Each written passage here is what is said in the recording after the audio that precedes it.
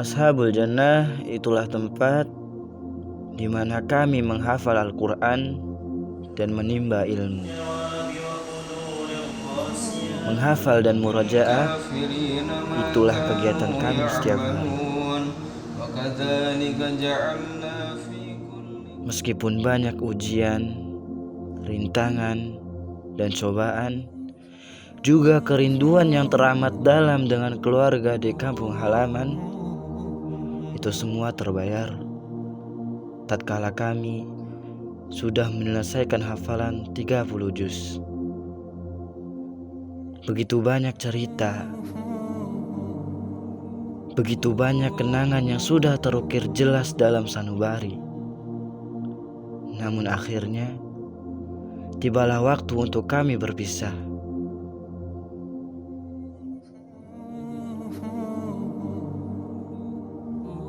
Canda, tawa, suka dan duka, serta kebersamaan yang sudah terjalin erat, hubungan yang sudah melekat, laksana keluarga.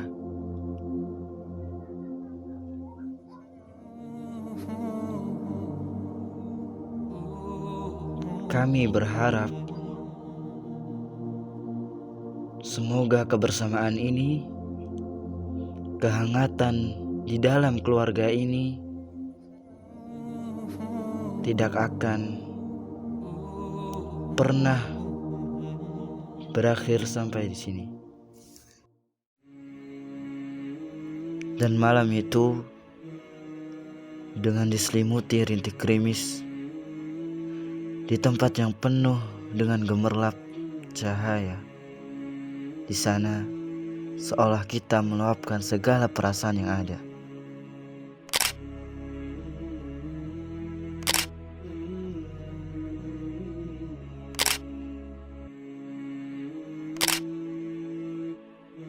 Menikmati suasana yang penuh kegembiraan dan sukacita. Dan setiap momen di sana menjadi salah satu kepingan kenangan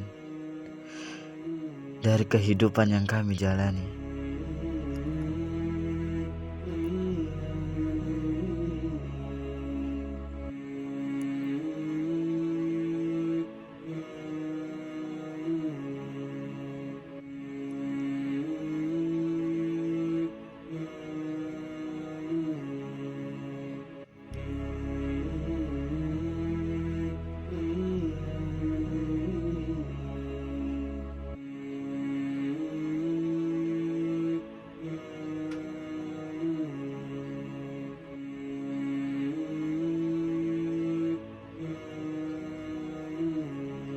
Pak, Bu, ketahuilah, kami merasa sangat senang dan bersuka hati bisa dipertemukan dengan keluarga kecil ini. Meskipun singkat, namun syarat akan kenangan yang tidak pernah kami rasakan sebelumnya. Terima kasih sudah mensupport kami hingga kami sampai pada saat ini. Kenangan ini tak akan pernah terlupakan sepanjang hayat kami.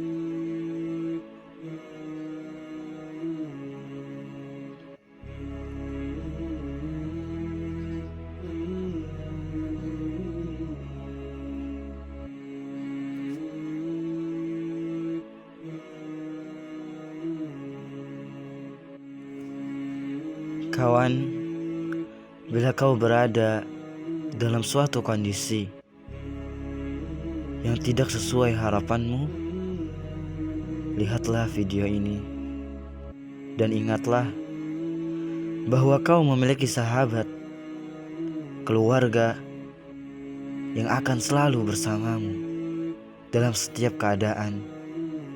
Semoga Allah mempertemukan kita di surganya yang penuh dengan kenikmatan dan kekal abadi.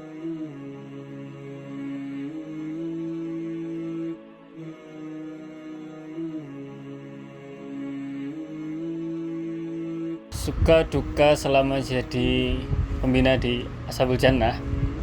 Sukanya itu ya ketika hasil ikhtibar, hasil ujian dari bulan lalu ke bulan yang ke depan itu memuaskan. Ada peningkatan dalam pencapaian di kesehariannya atau dari per bulannya. Kan dari sehari itu udah dicatat terus, tiap hari dicatat. Kalau kita lihat perkembangannya itu naik, itu kita senang.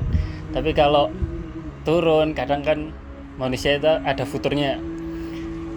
Dari situ kadang ada rasa sedihnya, bertanya-tanya kenapa seperti ini, kenapa turun. Terus kemudian juga kalau pas santri itu semangat, misalnya dibangunin qiyamul lail itu langsung bangun, dengar alarmnya langsung bangun, itu senang. Tapi kalau pas lagi mungkin mereka capek, dibangunin susah, perlu 2 kali 3 kali bangunin, itu mungkin jadi duka tersendiri. Motivasi yang pertama yaitu untuk membahagiakan kedua orang tua saya dan supaya dapat fadilah-fadilah dari penghafal Al-Quran. Karena Al-Quran itu adalah kalamullah yang hanya bisa dimiliki oleh orang-orang yang dipilih oleh Allah. Maka dari itu saya ingin menjadi bagian dari orang pilihan Allah itu.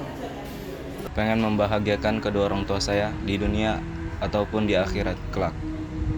Motivasi saya untuk membanggakan kedua orang tua, dan yang pertama sebenarnya untuk ibadah kepada Allah, karena orang yang menghafal Al-Quran itu kan salah satu keutamaannya adalah menjadi keluarga Allah. Terus adalah salah satu juga orang-orang pilihan Allah gitu. Membahagiakan orang tua di dunia dan akhirat serta mendapatkan semua keutamaan menghafal Quran yang dijelaskan oleh Rasulullah, agar bisa menjadi hafiz Quran yang akan membahagiakan kedua orang tua di akhirat nanti. Untuk membahagiakan kedua orang tua dan meninggikan derajat surga. Kalau dulu saya berharap tuh cuman 4 bulan selesai waktu itu 30 juznya. Cuman ya realitanya karena banyak rintangan, halangan, akhirnya selesai 8 bulan. Untuk ekspektasi dan realisasi saya alhamdulillah sejalan, karena keinginan saya adalah menghafal dengan cepat, kemudian selanjutnya adalah mengamalkannya. Dan alhamdulillah di Ashabul Jannah itu sesuai dengan keinginan saya dan banyak manfaatnya, banyak barokahnya. Alhamdulillah. Kemarin ekspektasi saya menghafal tuh 1 tahun udah 30 juz, tapi ternyata dapatnya separuhnya 15 juz.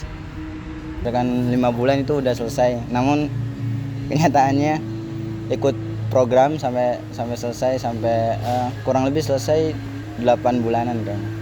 ekspektasi yang paling utama adalah dulu merasa mungkin menghafal Quran itu sangat mudah, seperti anak-anak tafid yang di salah satu stasiun televisi. Ternyata setelah dijalani ada banyak rintangan yang perlu dilalui, dan insya Allah pasti membantu. Menghafal awalnya cepat, tapi kalau tidak di murojaah, tidak diulang-ulang, ditinggal terus, itu hafalannya yang telah disetorkan itu akan hilang, dan kita membacanya itu juga kayak menghafal baru. Harapan saya untuk mondok di Ashabul Jannah itu setahun 30 juz, tapi qadarullah hanya mendapatkan 15 juz.